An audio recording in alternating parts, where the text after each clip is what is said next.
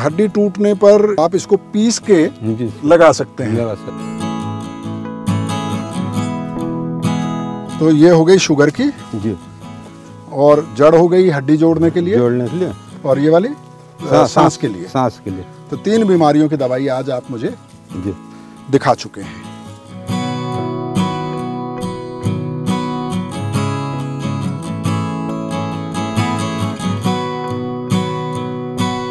गुड़ जैसी मीठी चीज का स्वाद और असर ये खत्म कर देते हैं ना सबको।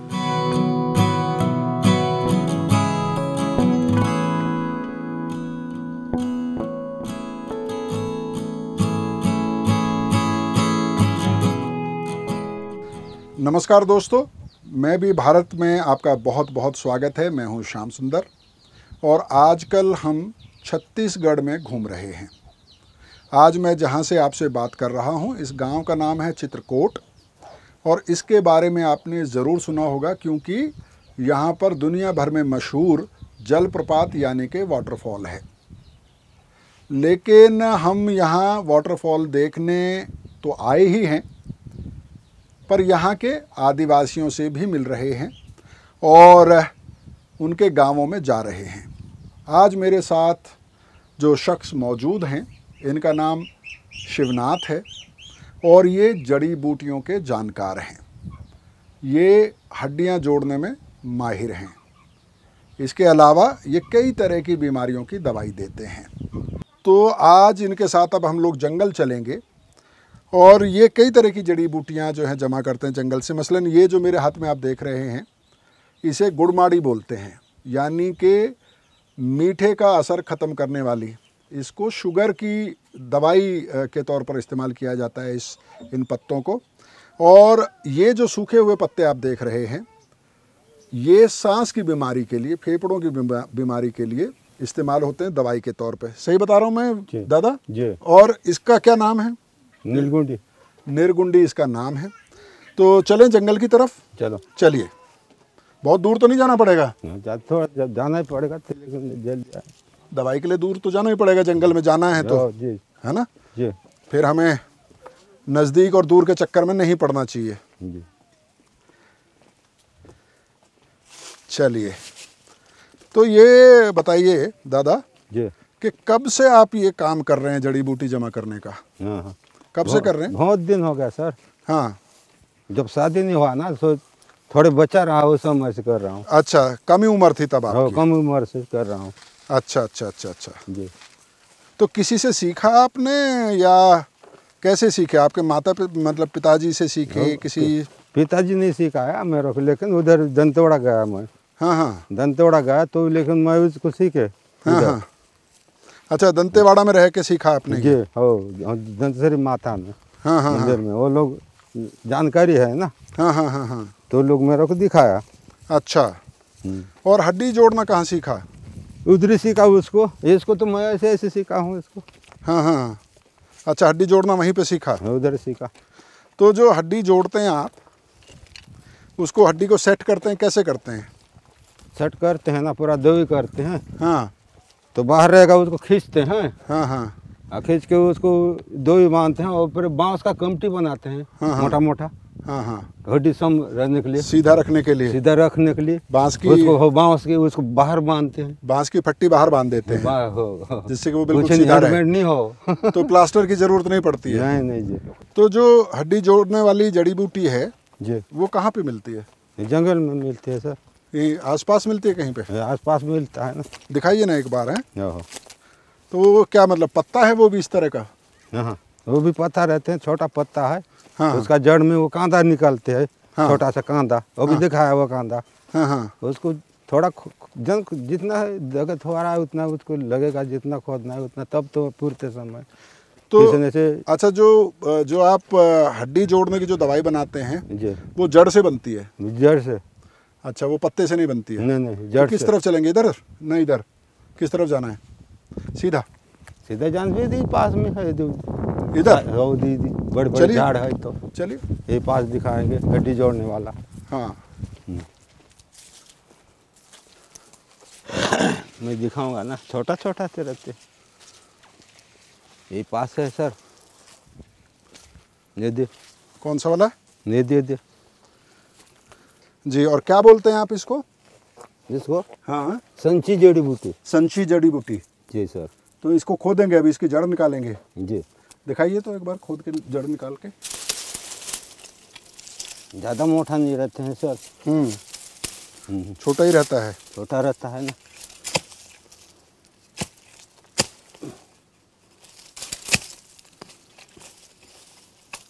देखो जी।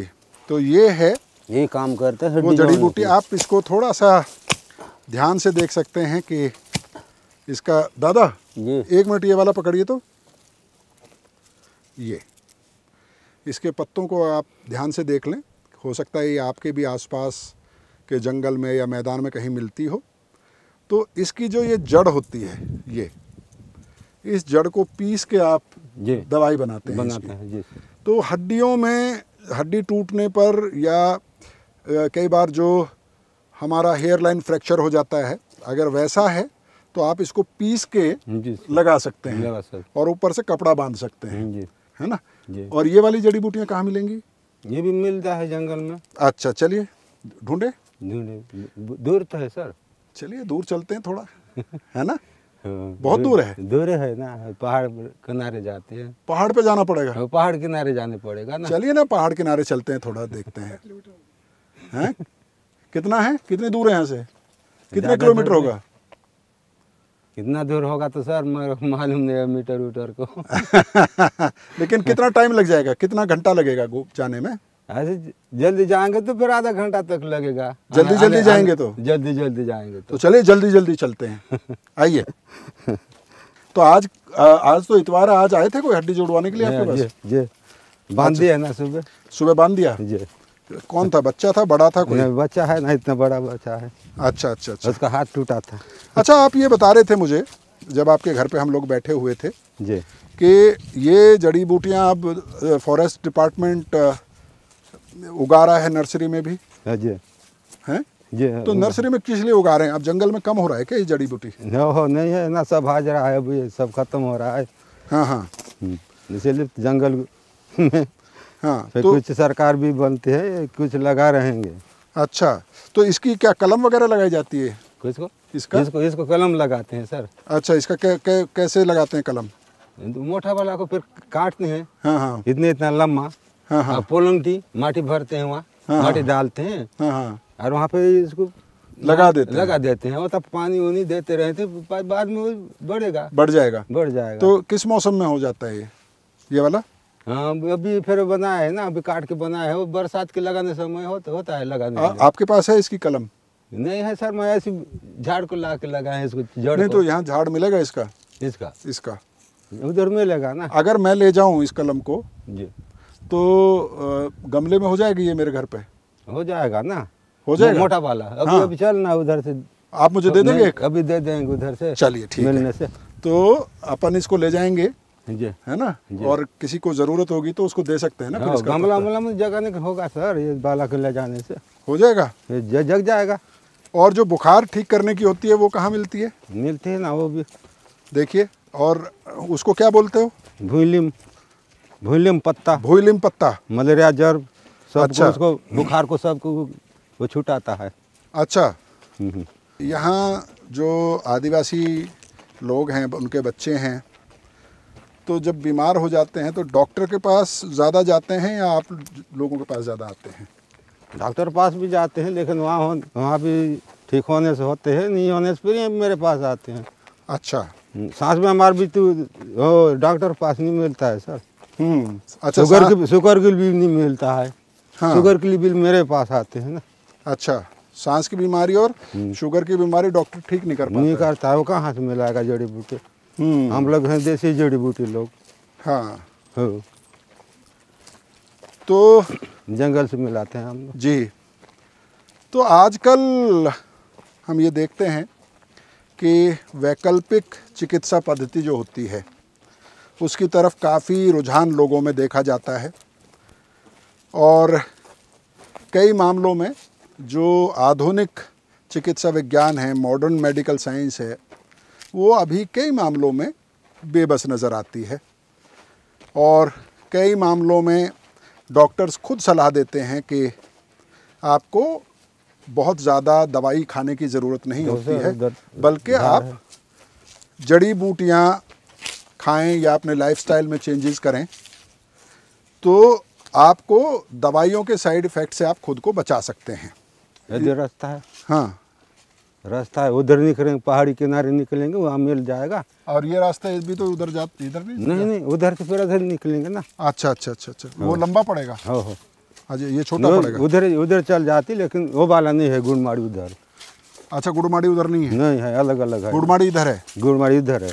तो आप ये देख सकते हैं और समझ सकते हैं कि कितना ज़बरदस्त उन्हें जंगल के बारे में पता होता है। गुड़माड़ी किधर मिलेगी उन्हें पता है। और इसको क्या बोला आपने? नीलगुंडी किधर मिलेगी वो भी उनको पता है। नीलगुंडी इधर मिलेगी। चलिए इधर मिलेगी। आइए जी अलग अलग है ना, अलग अलग इलाके में मिलता है जी। तो आपको कैसे पता रहता है कि वो पौधा वहाँ पे है?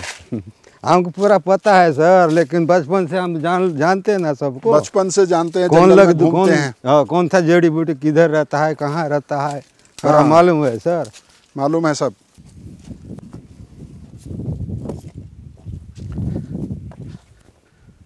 इधर में मिल सकता है। चलिए नीचे उतरना पड़ेगा जी।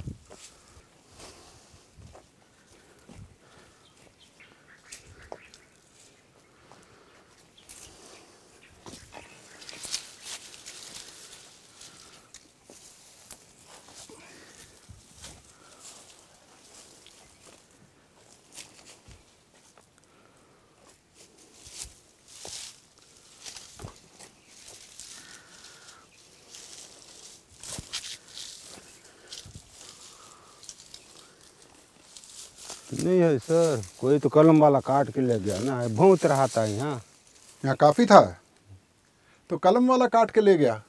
आजकल क्या इसकी बहुत डिमांड है क्या? छोटा सा है सर। है? छोटा वाला है। कहाँ पे? दीदी दिखाएं, रुको, मिल जाएगा। मिल गया? हाँ, ढूंढते रहेंगे फिर। दिखाइए। तो आजकल क्या बहुत कलम लगाते हैं इसकी? बहुत लगाते हैं सर। हाँ, फॉरेस्ट वाला ले जाते हैं पूरा कलम और फिर उसका पौधा बना के बेचते हैं। पौधा बना के बेचते हैं, सब बेचते हैं, पत्ता वत्ता को भी बेचते हैं। पत्ता भी बेचते हैं।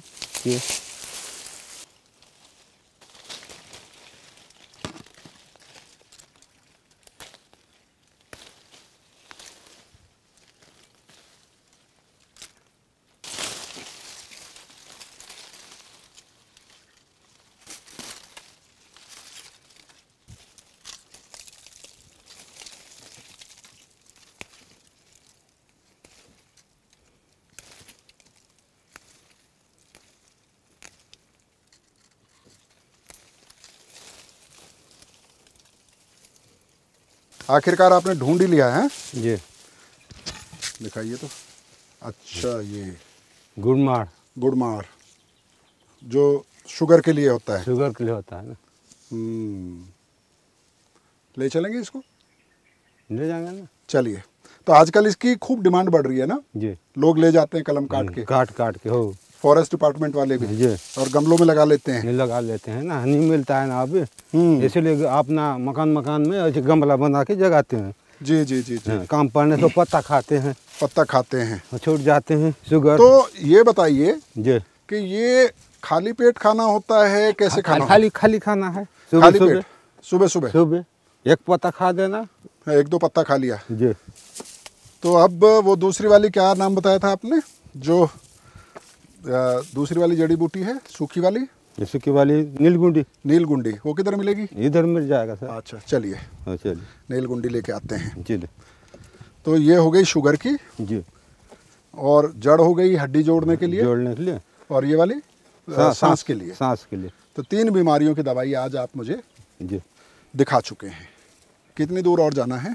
ज़्यादा दूर है, थोड़ा दूर है। हाँ, अच्छा ये बताइए कि ये आपने बता दिया खाली पेट खाना है जी, और 1-2 पत्ता खाना है, लेकिन इसका स्वाद कैसा होता है ये तो बताया ही नहीं आपने। हाँ, स्वाद तो नहीं लगता है। हाँ सर, इसको स्वाद नहीं है तो कैसा लगेगा। अच्छा, तो कसा कसा लगेगा? कसा कसा लगेगा, और मीठा खाने तो मीठा नहीं लगेगा। मतलब इसको खाने के बाद अगर मैं चीनी खाऊंगा या कोई मिठाई खाऊंगा जी, तो उसमें मुझे स्वाद नहीं आएगा? नहीं आएगा, कोई स्वाद ही नहीं आएगा उसके बाद? नहीं, मीठे का स्वाद ही नहीं आएगा? नहीं आएगा, मीठा का स्वाद ही नहीं आएगा। कैसा लगेगा? एकदम पचपचा पानी जैसा, पानी जैसा लगेगा। जी, देखा? ऐसे लगेगा। तो इसीलिए मीठा खाओगे तो पानी जैसा लगेगा, मीठा खाने से।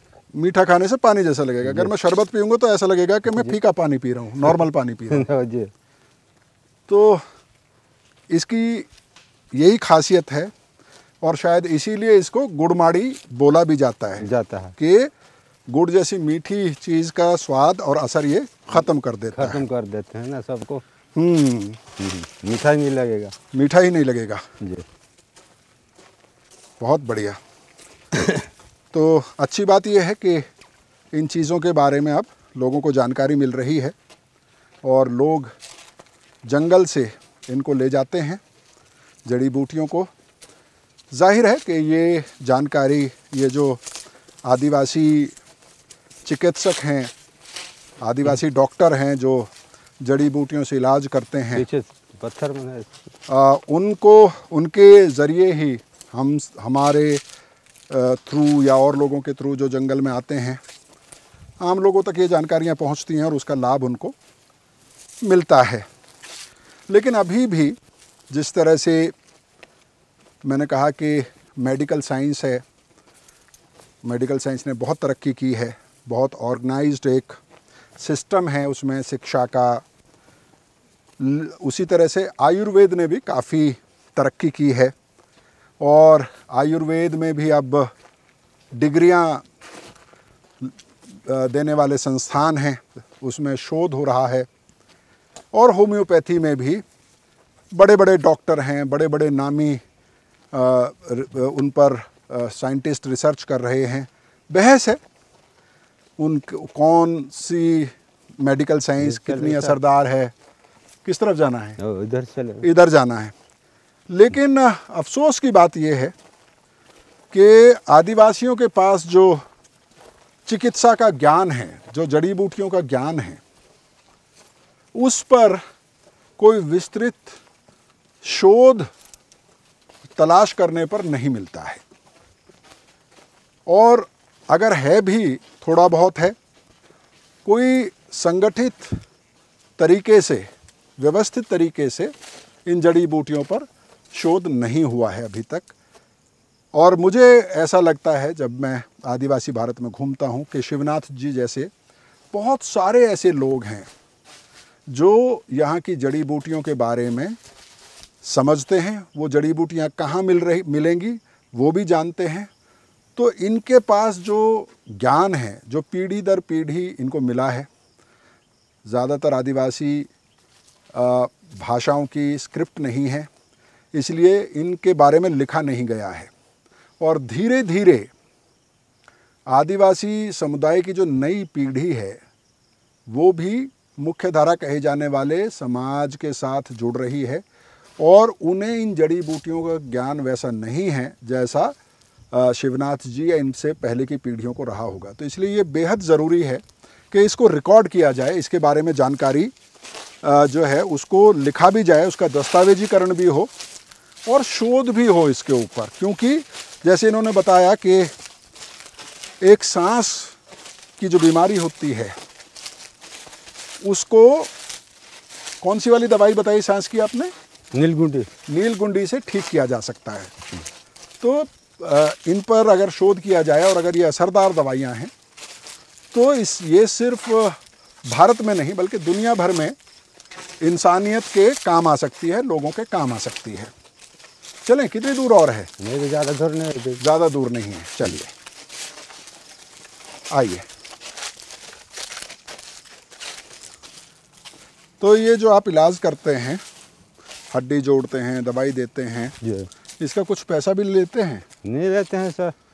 हड्डी जोड़ने का भी पैसा नहीं लेते हैं? कोई देता है कोई नहीं देता है, तो ऐसे कर दे है ना। मैं अच्छा, मर्जी है, दे ना दे। जी। और कोई देता है तो कितना पैसा देता है? देता है कोई 200-300 भी देता है। कहाँ से ज़्यादा मैं लूँगा पैसा?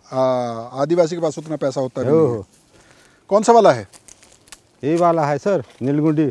यही नीलगुंडी है जी सर, सांस बीमार के लिए, सांस की बीमारी के लिए, जी। जिसको ढूंढते ढूंढते हम घूम रहे थे जंगल में। जी, इसको ढूंढ यही तो है। तो ये है नीलगुंडी का पौधा। और ये कितना बड़ा हो जाता है? बड़ा बड़ा होता है सर, ये तो काफ़ी बड़ा हो जाता है।